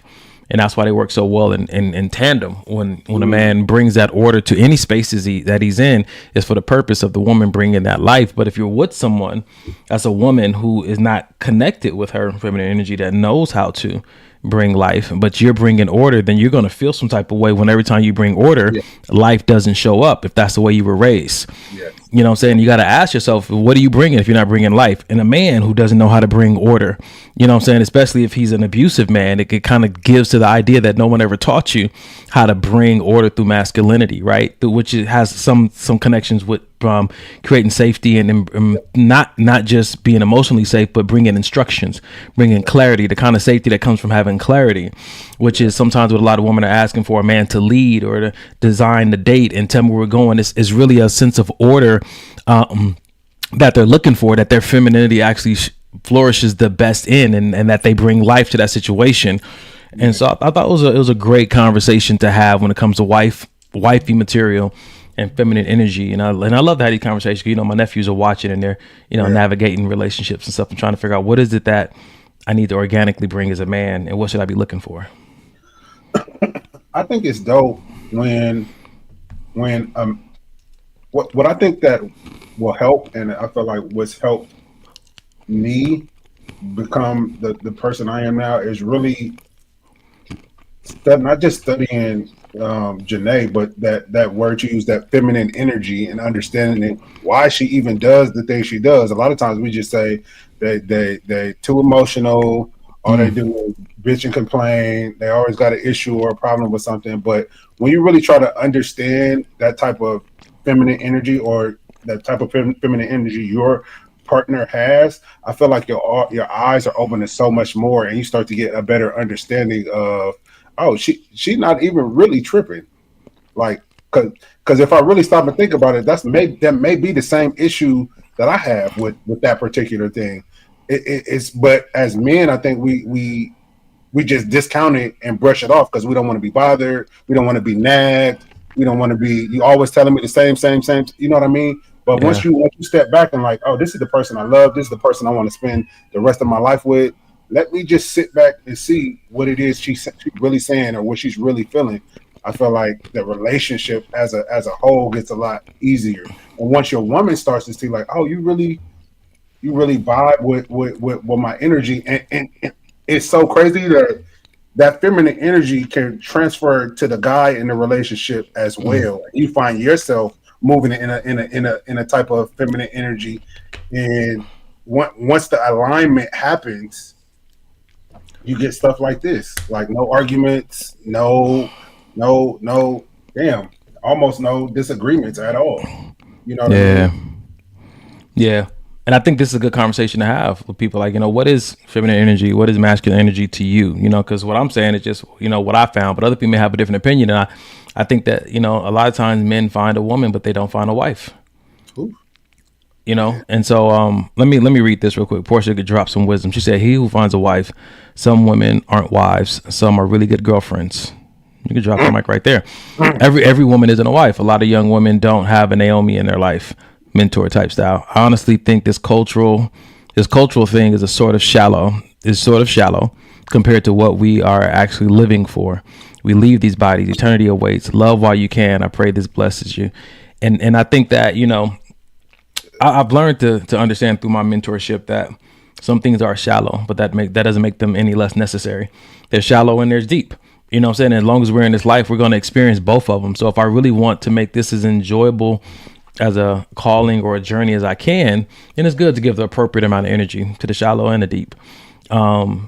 Because, we have the ability to. Making everything just about the deep does, I think, rob you of some enjoyments that you can have in life that are okay, that are perfectly fine. But yeah, man, and so just preparing myself to be a man, right? And it's not just, to be a husband, and it's not just saying, I know how to bring order, but do I know how to hold space for life? Mm-hmm. Do I know when to, as a man or the head of the marriage or the family, the household, step back and say, okay, I created this space for you. What would you like to see here? Just do your woman thing here. Do your wife thing here. Yeah. Okay. So speaking of the two people trying to, I guess, help evolve one another, I really want to get your take on this, bro. So it's women who feed your ego. It's women who feed your soul. The women who feed your soul are very scary. And those are the women that if you're scared of being vulnerable, that you avoid. I give you an example. You out at a bar. Mm-hmm. You kicking it. The chick that you're dating pops up at the bar. Not popping up on you. She just having fun with her friends. They end up in the same place as you. Right. You having a good time vibing before she got there. She like, oh, I'm with my friends. You with your friends. Let's continue the night as is. We don't got to get booed up in this bitch. Just kick it, have fun, right? Yeah. And you go a little too far and you letting bitches be in your face too long. Say you got the woman who isn't looking at you, the one who don't meet your standards, the one who's feeding your ego. Mm-hmm. Her conversation is going to be like, you got me fucked up. You straight face. Who the fuck you think I am? I look better than all them hoes. Mm-hmm. It's going to be about her. Okay. It's going to be about how she feels. I think I know you're going. Things like that, right? Yeah. That woman who feeds your soul, that woman who's looking at you and who can really see you, she going to start asking you certain questions. Do you need the validation of these people? Like, why are you in there? Like, why are you behaving this way? She gonna make you look at yourself in a way that you haven't looked at yourself, and it's gonna like make you very uncomfortable. Those are the women I think we avoid a lot. Hello. Hello. That's so good. That's so good. And I feel like that's one, like, I feel like I've been avoiding the Janaes like my entire life for that very reason. Yeah. Because if I get too close, you're gonna make me look, not even on purpose, just being the type of woman you are, you're gonna make me look at myself. And you're gonna make me turn that mirror around and really analyze, because I won't be able to point the finger at nobody else. You know what I mean? I'm gonna have to point the finger on me and see what the real issue is. I remember towards the beginning of me and Janae dating, she told me to my face, sheesh. She told me to my face, "You're a hypocrite and you don't need to be on the show." I said, And for a while, I took a hiatus from the show. I don't know. I think you may have been on. I think it was right around the time you first started, and I took a hiatus from the show because, like, shit, like, nobody I've ever been with has talked to me that way. Not disrespectful, not trying to put me in my place, just keeping it a buck because she cared about me and she saw that this not the man that you are. Like, you're saying all this stuff on the podcast and you're talking and it sounds good, but you live in a different way. Oh, do you want to? Is this the kind of guy you want to be? You want to be two-faced? You want to, because at the end of the day, that's not what she deserved. That's not what I deserve. That's not what Denim deserved. That's not what the show deserves. That's not what the viewers deserve. But she didn't even make it about her and what she deserves. That's what I'm saying, Donnie. That's what I'm saying. She made it about you and what you deserve from you. Golly. Nigga. All I'm saying is but again, it was also, I knew that it wasn't coming from a place of, I'm gonna show you, I'm gonna put you in your place, I'm gonna know it's your fault, and I'm gonna show you how it wasn't that. It wasn't that. It was a statement from a place of love, and also, not gonna lie, also from a place of hurt. You know what I'm saying? I'm hurt that the man that I've fallen in love with is this is how you acting right now. It never came back to this is how you're treating me though. It was almost like a look at yourself. What are you doing? Look at yourself. You're better than this. You are. How you break somebody? Nigga, I don't know. All I know is like those type of women that have that sense of honesty, and those type of women that have that sense of just concern, care, consideration of you. Right. To so much so that it may hurt your feelings, but I'm still finna tell you. It may make you cry, but I'm still finna tell you. It may make you mad. You may leave me because I'm about to say this, but I'm still gonna tell you. That's like when we in the gym and I tell you, like, I know you got 5 more. Yep. Like you ain't playing or hurting nobody but yourself. Yep. Because if this is how you're going to continue to be, I can replace you. But I really feel in my heart that you're irreplaceable. But you have to step into that. You have to see that. I can't make you see it. Yeah, and I think sometimes I've seen people in relationships get mad because someone left, and I think sometimes self accountability says, what part of you weren't you willing to step into or step up to? What did you want them to settle for that you knew you could do better at? Not saying it's about performative and you want somebody to just love you and unconditional, all that kind of stuff. But I think there are moments where we get the moments of reckoning, where we get a mirror placed in front of us by someone who cares about us. And we have to be careful how we handle those situations, because if we get offended because someone actually loves us enough to show us ourselves, then what we're going to end up with is continue to face and chase people who are feeding our ego. Yeah, and that's one thing I've learned about myself. People that feed my ego don't last very long in my life. You know what I mean? The people that are stayers and the people that last in my life are the people that I can't bullshit, that I can't sweet talk. I can't, just like with Eric. When I came in this office the first time, I'm like, okay, I'm I've been to therapy before. I'm gonna say what I need to say. I'm gonna get you on my side. I'm gonna stroke my own ego because I'm gonna say things to you to make me feel. First day, he was like, "You can't bullshit a bullshitter." From that day on, me and him been thick as thieves. Same thing with you. I can't. It's certain stuff I can't say to you that you can say. All right, cool. We're gonna go with no. You're gonna call me out on my bullshit every time. Carson the same way. Janae the same way. I got other people that I'm close to. I can't do that with, but we're not as close as we are. Or as we used to be. For that very reason, I need people around me that's gonna keep it a buck. Yeah. All right, let's do this then, man. We got about 37 minutes left in the show. There's 2 videos in particular, 3 that I think I want to tap into. So why don't we start here and then we'll finish up with these last 2. But this is a video 2 of my friends sent me. And since we're talking about this whole idea of people holding you accountable or people who love you and call you out on stuff, let's tap into this.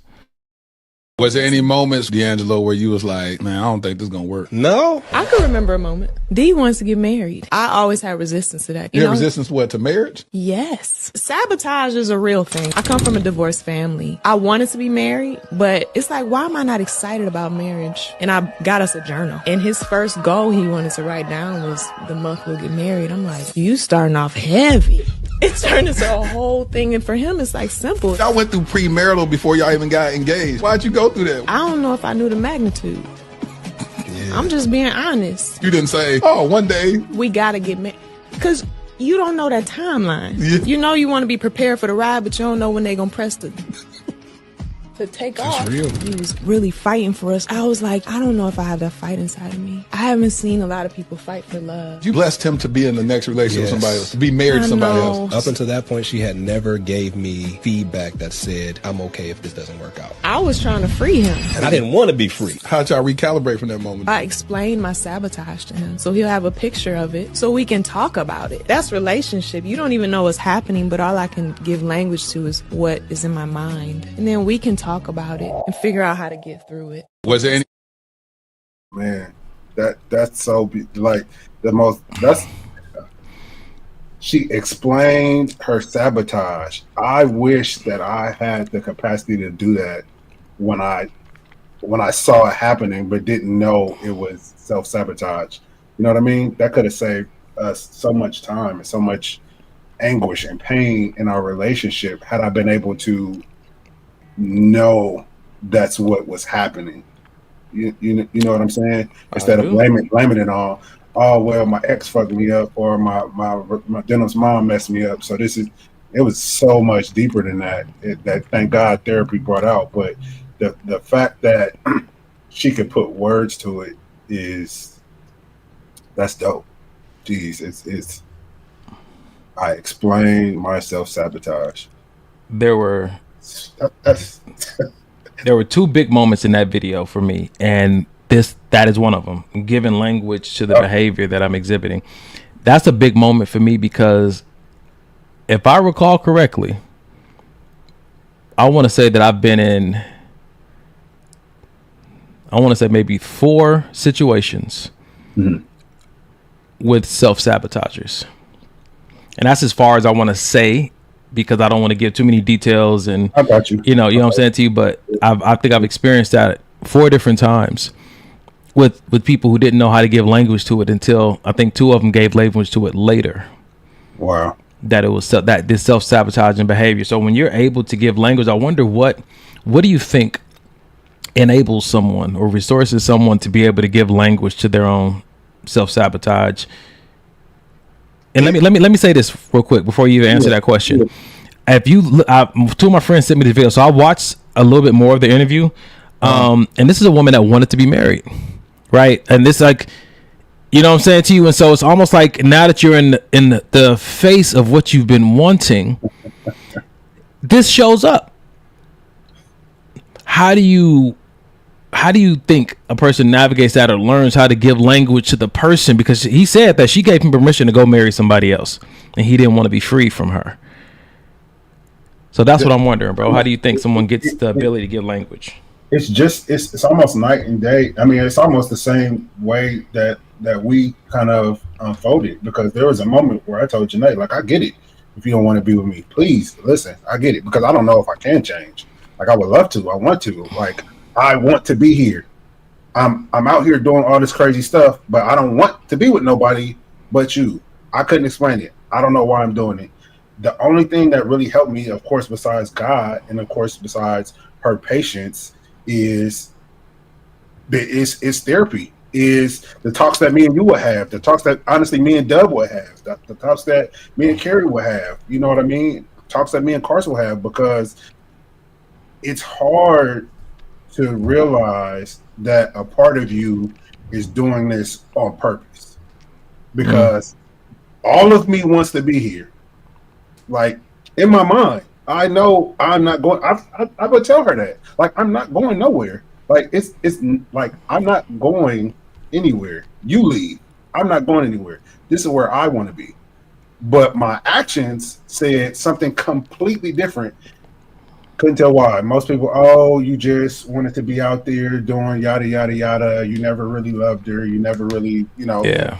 And my younger self would have believed that, until I really found out how bad self-sabotage could be. Like, because I felt undeserving, because I felt less than, because I felt that I didn't deserve, there were subconscious things happening and working within me that, well, it's in the words, sabotage my relationship. Yeah. Many times. Yeah.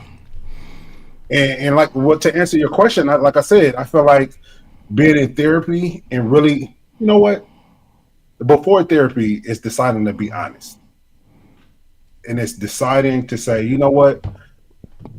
Although I haven't told the truth to Janae, although I haven't told the truth to other people, I gotta at least tell the truth to myself. And I feel like once I realized, like, this, everything that I'm in right now has nothing to do with Janae. Like, it has nothing, because at first it was, I got to do this because I want to be in a relationship. But once I stepped outside of that and said, oh, my nigga, you need work on you. Forget about the relationship. I really have to go into that mindset of, I'm not doing any of this for her anymore. Like, I want to be a better person. And once I started being honest with myself, because at some point when you lie so much, you start to believe that stuff. It's crazy.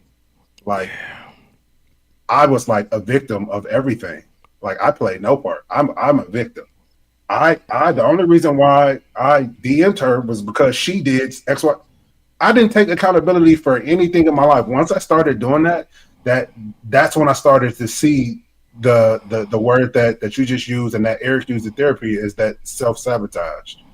Even down to since I've been a kid. You know what I mean? Because it didn't start as an adult. I thought it started because of Denham's mom. It started way before that with my mom. Nigga. What? Man. What? Mick Jellin said it was a wound. I'm grateful you found someone incredibly mature to help you overcome and heal, and for your amazing support group. So happy for you, Mike. I appreciate that.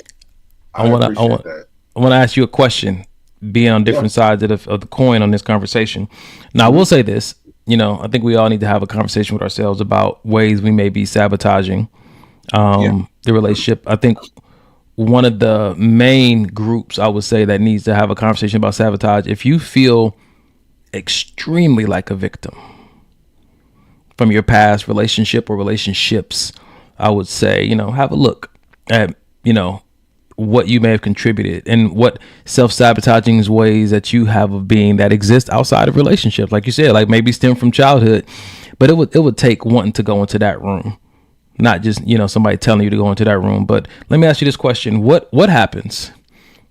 Because when I hear Mick Jellin say, I'm grateful you found someone incredibly mature, where do you draw the line, or what happens where your self-sabotaging ways exceeds someone's either patience, or it's very offensive to their standard? Do they now become a bad person because they chose to just walk away from you? So no, I I never, in all of that time period that we were going through me and Janae, I never once made her feel like if she decided to leave or she decided to be out, she would be making a mistake. She was wrong for doing it, because I was tormented by so many demons, bro. Ugh.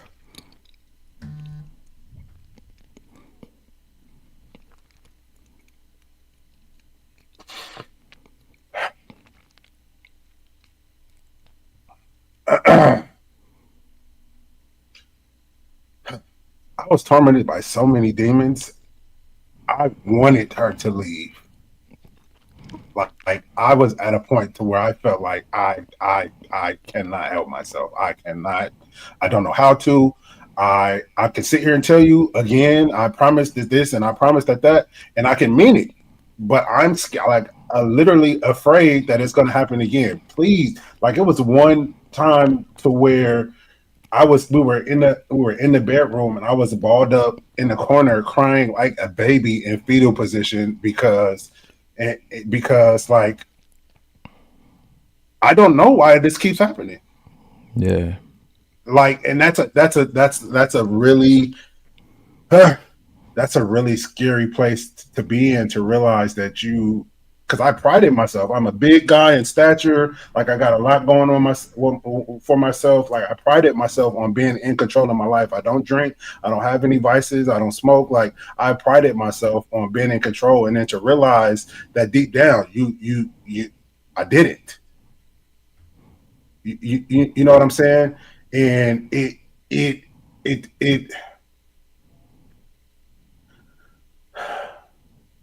took me to say to myself, if I do this again, like I'm gonna break up with her. Like, because she had left and she had been very serious about leaving. And there were times where I was like, oh shit, the relationship was over, and I'd be super sad. But a part of me will be like relieved, because I can't keep hurting this person. She's done nothing. Who does this to the person that they love? I remember one of our conversations about that when she had stepped away. You were just like, I remember the revelation you had. And it just comes to a point, like I said, and I feel like that point was the honesty, like, and the point also was the letting go of the guilt behind it all, and that was very hard for me to do. Just and which came out in therapy. It's hard for me once I've done something to forgive myself for it. Yeah. She could say, I forgive you, and she could say we can move forward. But for me, I couldn't let that go. What always caused me to, which then would bring me back to, you finding yourself in a situation, somebody that hit you up, somebody that stopped you, and now you're sitting there having inappropriate conversations again. And instead of being like, no, I said I was going to do it, the thought was, because I kept holding on to it, the thought was, well, you keep doing it anyway. This is what I expect from you. So it wasn't no fight. It wasn't no try. This is the type of nigga I am. And I started to accept that. The lies. Yeah. The lies. Started to accept the lies. So once I gave myself truth, like, no, this is not me. This is not who I want to be. This is not who I am. Yeah, that's what made me open up and start talking about it on the show. Because everybody in the very beginning of our relationship thought we had this picture perfect relationship. And in all aspects of the word we did, except in the area of me and other women. I mean, that means her mom watched the show, her dad watched the show, her brother watched the show, my mom watches the show, my family watches, so her friends watch the show. So now my honesty had to come up, and I'm gonna just tell my story in front of everybody. I'm gonna get free from it. There we go. That's the word. You know what I'm saying? You can't go tell Jen. It's nothing nobody can to this day. It's nothing nobody can tell her about me that she don't already know. And it took the podcast, it took the therapy, it took the thoughts with the talks with the circle for them to get this point of freedom. and she allows me to be free. She allows me to when we in the gym, hey babe, you mind if I go show her how to do this exercise the right way? She allows me to do stuff like that because she knows that's my passion, and I don't have to worry about. I wonder if he's her thinking. I wonder if he's gonna try to DM her. I wonder if they're gonna talk. Like she has the access to my social medias. I don't give a shit. My passcodes to my phone. I don't care. Like the freedom of truth is just a whole different ball game, bro. I'm being long-winded, but and they appreciate it. Niall said, "I appreciate your vulnerability, Mike." Danielle said, "It's so good." Yeah, Amber said, "Yes, you are who God says you are. I'm inspired by your humility. God has given you beauty for ashes." Beauty for ashes. That's dope. That's gonna be a tattoo, Amber. Mark my words. That is a tattoo. Man. Who would have known? Shame will keep you in a dark place, bro. Shame will keep you in despair. Based on shame. Oh, well, because I'm addicted to porn, or because I've had lesbian thoughts or homosexual thoughts, or because I stole from the church, or because, I had sex with somebody that was a family member. Listen, I get it. But don't stay there. Like shame will keep you there. The devil will keep you there. And that's bondage. That's bondage. So now you're not worthy. Nobody ever wants you. I might as well just kill myself. Like, it'll never get better. Like, nah. The only thing that can get you out of shame is taking that cover. Because what happens with shame, bro, it's like the devil wants to give you this cover to cover yourself in and hide from in this blanket of shame. And the only way you can get free is to take that blanket off and like, hey, this is me. This is what I did. So that's not who I am now. That's not how I'm going to be in the future. God told me something different about myself. So that's what I'm going to walk in. If you choose to still think I'm the same person, oh fucking well. Yeah. That doesn't stop me from moving in the righteousness that I'm now trying to move in. Man, it's so many people. It's so many people that still talk shit about me to this day. I don't care. Oh, well, this is your third time you're going to get me. Yep. Sure is. Third time's a charm. Yep. Oh, well, you used to be such a womanizer and you used to. Yep, sure did. Now this is the only woman that I want for the rest of my life. Nigga, I be getting so on fire. And it's almost a sense of like, like, you know how we get in the gym, just hype. Like, I'm excited because I see what the devil is trying to do. Before I couldn't see it.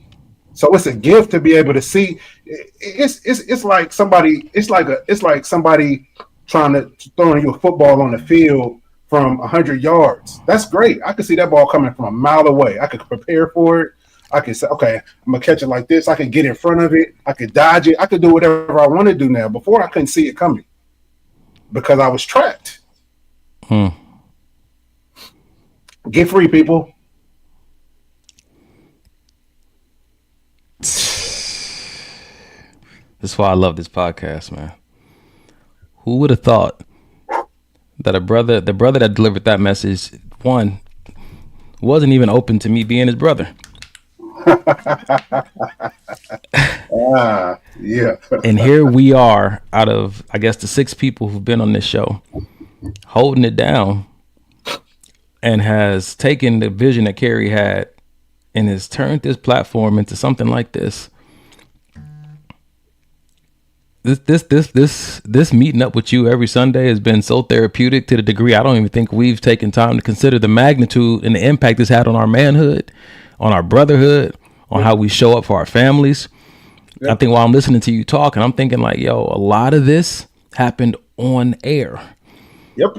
Live, not just behind the scene conversations. A lot of this was processed live in this space. And if y'all don't know how valuable this is, if you've been watching the show, then you know you've been exposed to some of these moments. And I encourage you, go back and listen to some of these episodes, man, because this is definitely a gift to this generation, man. And not just because we doing it, but because of what's coming out of it. You're getting vulnerability and transparency on a different level, because me and Mike talk often about this podcast and how, because we don't have people running commercials on here and we're not partnered with any other kind of organizations, that, you know, it's not a gimmick. It's not a gimmick like that. You know, we definitely have our maybe, because that's our fun way of saying that it may help or it may not, but we don't have to tailor things a certain way, our content a certain way, to hide anything. We're vulnerable when we want to be, and we're not when we don't. Man, but when we are letting God and the Holy Spirit guide us and use us to just tell the truth and get free, like I want to get you free. I want to get you free live tonight. It's powerful, man. And it's one of them things where, and then I'm gonna let it go. I just get passionate about this topic. It's one of those things where also that part of getting free is talking to your kids about it. A lot of people think that because they're just kids, they don't need to know that. Because they want to keep this image of, oh, you're such a great dad or you're such a great mom, and so you don't want your kids to know that you really like been through some shit. Man, anytime anything happened with me and Janae, Denham was in the room. Like, this is what Daddy did. Come on, son, this is what Daddy did again. He had the hard questions I had to ask him. Why you keep doing it? I had to answer that question. Well, don't you love her? I had to answer that question. Well, is she still gonna be my mom? I had to answer that question. Well, you know, like, well, if we're supposed to be family, are you supposed to be doing stuff like I had to go through all of that. But all of that did was, one, make our family unit stronger, because now that I put it out there, they holding me accountable. Then I'm looking at me when it's just me and him and we at the movie theater. Oh, did you know her dad? That's his way of saying, okay, my nigga, don't tighten up. Tighten up. Right. But I have to realize that things sometimes that flow in the parents can get passed down to the children. So I know stuff like lying is easy for me. I have to work extra hard and be extra prayerful that stuff doesn't get passed down to him. So when I see certain patterns in him, we got to have that talk. But I always want him to look at me and say, you know what? I can go to my dad. He went through that before. I remember, you know what? I'm dating this woman and I really love her. And I remember Dad had this problem because it was another woman so I can go to Dad. I know I can go to Mom and talk to them, because growing up, I remember hearing stories about this. Man, you would be surprised how much more your kids will respect you for telling the truth than them having to find out about it when they get older. I'm going to say this before we move on. It's something about that I've lived with my mom.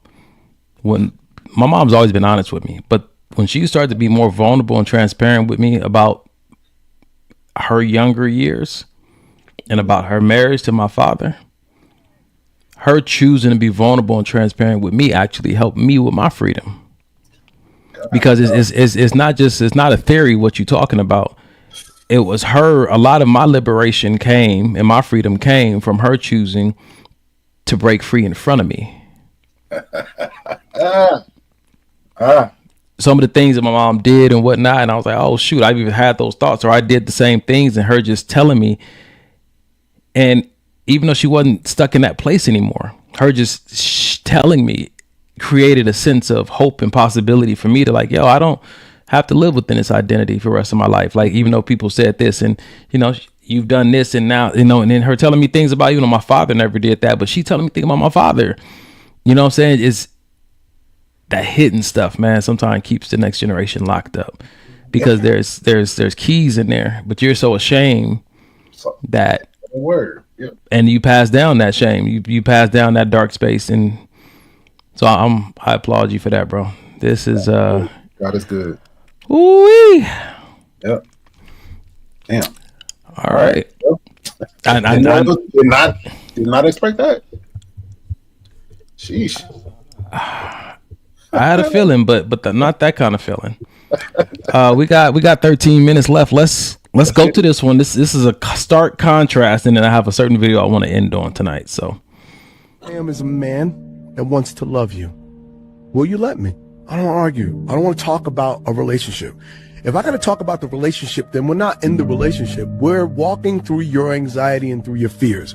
Because if you're in this relationship, then you're loving me, you're hugging me, you're touching me, we're holding hands, we're laughing together.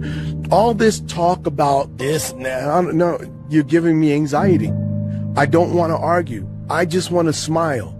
I'm not letting anybody waste not one fucking moment of my life. I'm going to enjoy this ride. And if I need to be alone to enjoy it, that's what will happen. Yeah, we're going to head in the other direction. Yeah. So initially when I saw this video, I was like, yeah, I feel that. But then when I started to think about it and I rewatched it a few times and I'm listening to the language she's using about his partner and not wanting to talk about this and that, and he just all he wants is basically bliss. I just started to realize you want to live in fantasy land where there no problems exist. All the planets are aligned every day. She doesn't have a period. She doesn't have bad days. She doesn't have any of these things. And again, there was nothing on him. It was based on his partner. You know what I mean? He doesn't want anything or anybody to bring him anything negative in life because he wants what we're gonna call his peace. And if you bring anything to him that's like that, then he'll just be alone and by himself. If that's his choice to be by himself, then that's okay. I get it. But for me, I can't look at my relationship and tell her, don't talk to me about nothing that's negative ever, or it's over. What? So now I've silenced her completely. And it almost sounds like a dictatorship now. It don't sound like a relationship no more. It sounds like I can't come to you for anything, whether it's about us or not. Nothing negative I can even bring to you. My mom died. I can't come to you about that because you don't want to feel sad. You just want to feel happy all the time. Mm-hmm. So Niall said a little radical and not the most realistic of views. Shonda said, "Oh snap, Mike coming down my street."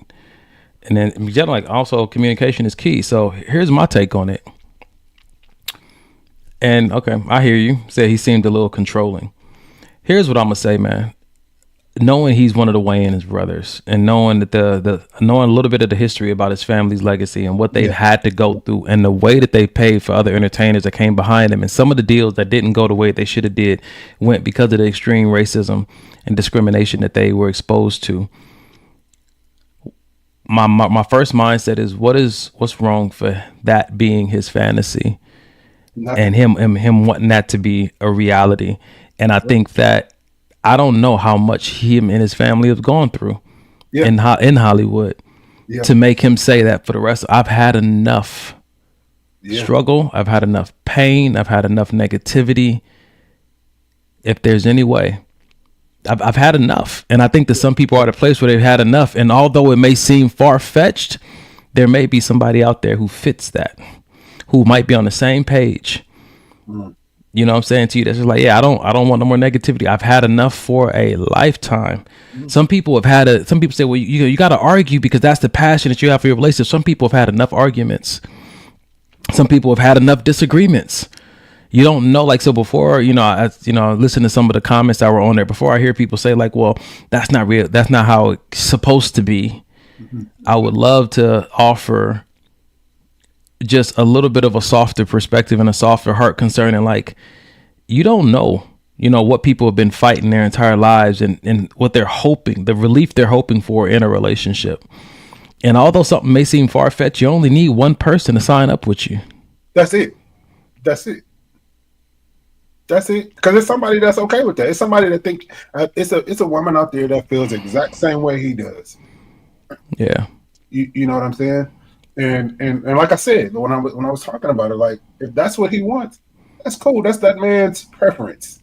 And like you said, he's willing to be by himself for the rest of his life if that's what it takes. To me, that's standing on business. That means you really are about what you say you about. Yeah. And there's nothing wrong with, I think sometimes we hear, I want a man that's clear on what he wants. But then when you hear what the nigga wants, right, you immediately want to tell him, well, that's not possible. It's not for you, sweetheart. And it's okay. But don't get in the way of somebody else who's coming through and being like, yeah, I could do that. And I think that's where we end up sometimes in relationships with people who want something. And instead of backing away because we can't give it to them, we try to convince them to want something different. Yeah. I know you want that, but here's what I can offer. And this is better because this is more realistic. But who are we to say what's really realistic? Because your perspective is the only reality you'll ever know. And so I remember I used to be very judgmental as a coach. Like, nah, man, that's not really possible. But as long as I said really possible, that meant that it was kind of possible. Right. You know what I'm saying to you? When you realize that you're not trying to be everybody's cup of tea, you wonder how some of these strange couples got together.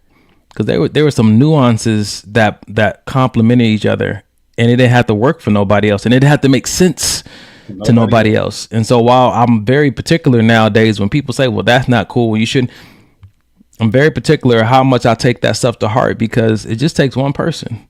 And if that's where my heart is set, I don't think that it's in my best interest to try to guilt somebody and think like, well, you just need to go to therapy so that you will understand and accept the reality that the people around you accept.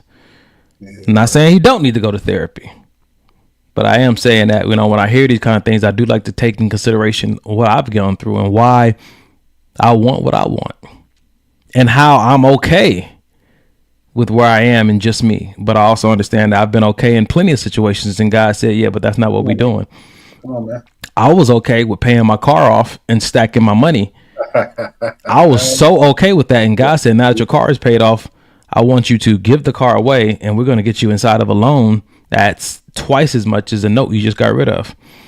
So I'm not going to fight God on that, but there are times, you know what I'm saying, where you be honest with yourself. Like, this is what I would prefer and this is what I'm waiting for. And if God don't say nothing different, then that's what I'm gonna keep waiting for. And if that, I was talking to one of my friends just a few weeks ago, and they was like, what's the foundational insight you have on relationships? Because you've written a book and you've said a lot of things, you've contradicted some things, you've gone back on a few things. He said, what's the foundational thing? I said, the foundational thing was wait your turn. And I said, I want to get back to that. Just wait your turn. Because all this other advice starts to sound like magic spells that you can speak and cast on the situation to make it work in your favor. But what resonates deep with my soul is wait your turn and just be ready when your turn shows up. So, well, all right there, Rashonda, y'all helping me tonight. Maybe this will help. Will this help you? Don't forget the maybe, baby. Don't forget it. All right. So let's end the show with this video right here, man. All right. I'm single. I'm open. I'm not actively looking. I'm not like, I need a husband. I need a man. I need a relationship. You need a husband? Ooh. You don't think you need someone to be your covering? You can't fake yourself. I'm actually thankful he's kept you hidden. Wow. Oh, Lord. Don't make me cry. It's okay. Things that are hidden are protected and valued. You're not in the safe if you're not worth anything. That's the enemy lying to you. And I see you, your smile, but also see deeper. I see the hurt. I see the loneliness. That's why I came. He loves you so much that I fought to come here. I didn't come here for that book. Oh, God. Listen to me.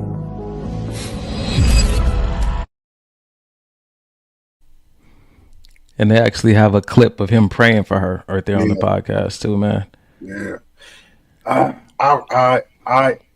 So when she first got on the scene, I wasn't a fan at all. I thought she was loud and ghetto and boisterous and just a turnoff from not my cup of tea at all.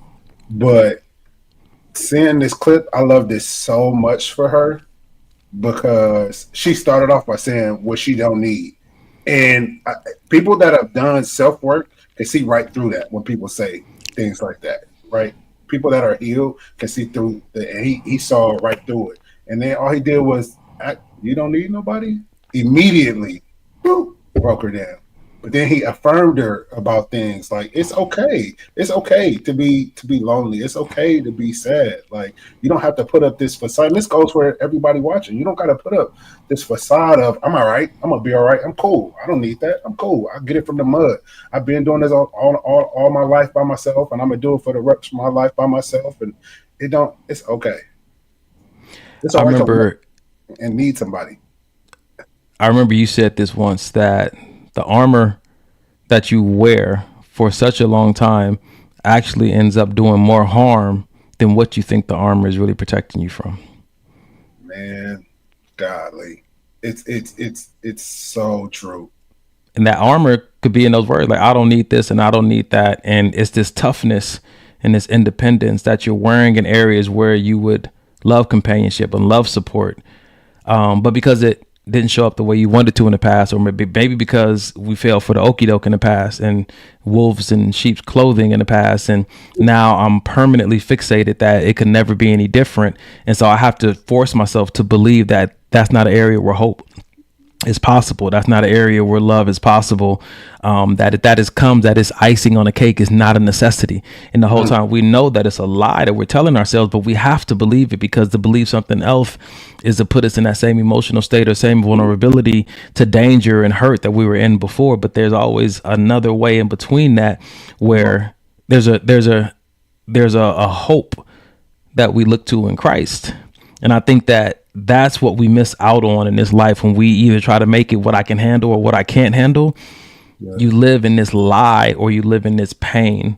But when you're with Christ, that's where the impossible becomes possible. That's where the sea parts for you. That's where this covering, like his yoke is easy and his burden is light. That's where you don't have to do all the protecting of yourself. Come on, man. That's where you develop this discernment to see through the lies of the enemy, where before you couldn't see. Like you said, now you can see it a mile away. There's certain perks that come with getting free in Christ. Yeah. And you can see what the enemy is up to in the works until you don't have the same kind of fear, because you're not, like the Bible says, we're not ignorant to the devil's devices. And that comes with being free in Christ. And now I can see, and now I can do something different. I can move different. I don't have to walk through life, love, relationships, parenting, and career with the paranoia. That's exactly what I was just saying. Like being able to see stuff coming from a mile away, that's like a gift, right? Like that's what I get so hyped when I talk about my relationship and where it's come from, because like I know what the devil was trying to do and still couldn't do and not gonna do ever. You know what I mean? Because of that freedom, because of that removing that blanket of shame, because of not lying to myself and telling myself I don't need this and I don't need that. Like that freedom is a life changer. It's a game changer. It opens you up to living. Because what was I doing before I was free? I'm not sure if I can call that living. Existing. If that. Right. I used to pride myself on calling myself a leaf in the wind. Just going wherever the wind blows me, that's where I'll be. No real goal or no real aim to actually be any place, just wherever. Yeah. You got to guard your mind, and you got to guard your mouth too, because you keep saying stuff out of your mouth so long, your mind gonna start believing that. And it says from the abundance of the heart, the mouth speaks. And so that's why, when I advertise myself as a coach, I advertise myself as a thought life partner, or a thought life coach, because we're going to get down to the nitty gritty of what you're thinking, what you're believing, because that's driving your behavior and it's driving your confessions. And there's certain things that you are forcing yourself to believe that just don't fit, but you're like, this has to fit because it's the only way I can stay safe. And so who's in the fantasy now? Yeah. Golly. Fantasies ain't always about what's going to be, carnally pleasing to me. Sometimes the fantasy is that I have to believe this so I can think that I'm safe. Anyway, at the end of every podcast, we love to give you guys a mental health resource, and that is 988. It's a suicide and crisis hotline. If anything that was said tonight may have touched you in a space where you feel like you need to talk to somebody and process through it with somebody, a person or a support group, you can reach out to this number 988 and get connected to a resource, because you don't have to do this alone. I think Janae said that in the chat. We are not made to do this life alone. And that's not just speaking to the romantic aspect of it. Yeah. You don't have to go through your mental health journey alone. Yeah. You can reach out to this number with, like many of the people who watch this show have, get connected to a mental health resource, ask the questions. Some people feel comfortable talking to a stranger. If it's not a stranger, if somebody you need, somebody close to you, pray about it and ask God to highlight that person for you. Help him, ask God to refine your circle of friends. You know, it might mess around and be your boss. You don't know. So we want to leave you guys with that resource at the end of the show, because we are done for tonight. This has been an exceptional episode. Mike, I want to thank you for your partnership on this episode, on this podcast, bro. I think I have yet to thank you for how much this podcast has helped me grow as a man, because I was not really aware of. I've been spoiled to have you as a brother and to have you on this podcast, and just eating the fruit of this brotherhood and not recognizing how valuable sometimes a lot of the fruit is. So I just want to thank you publicly for your partnership here, bro. I appreciate it. You know, for me, it's so whoop. Come on, man. You know what it is. Hold on. we back. Now, I'm going to pray this out real quick. Father, let's do it. Thank you for another great podcast, Lord. It's only one thing tonight that I'm asking you for, is for freedom, Lord. That you bless your people watching, even if they're watching it on next week because they missed tonight's show.